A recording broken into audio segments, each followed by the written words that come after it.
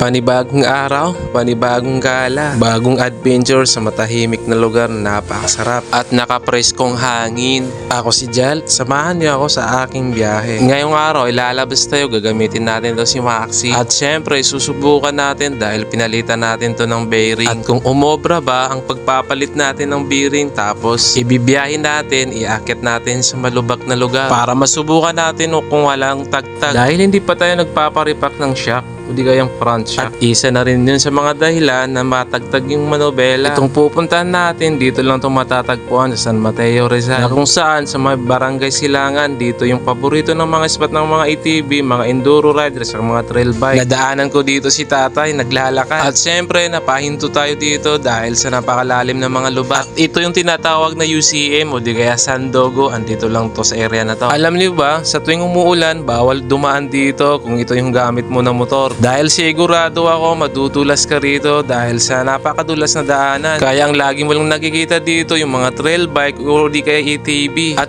oo, ito nga rin yung daan papuntang shortcut, papuntang doon sa Casa Peregrine o di kaya doon sa may Antipolo. Sobrang tagal talaga ngayon pa ako nakabalik dito nung nakikita ko pa dito si Kuya Dan. Isa sa mga kaibigan ko na taga rito. Kaya shout out sa'yo Kuya Dan kung andyan ka lang. Tanong ako dito sa mga bantay pero sabi nila wala ka raw dito. At syempre dati inaakit ko dito yung enduro na gamit ko. Sobrang ganda rito ng spot at sinusubukan ko dito. Kahit hindi tayo professional, hindi naman masamang sumubok. Alam niyo, minsan hinahanap-hanap natin yung tahimik na lugar at ito yung nababagay sa inyo mga idol na ultimo huni lang ng ibon ang naririnig mo. Doon pa lang at nakaka-appreciate. Comment down below mga idol kung gusto niyo rin ng ganitong sitwasyon. Kaya saglit lang, tatakasan ko muna at pupunta sa ganitong lugar. Ano pa inaantay niyo mga idol? Tara!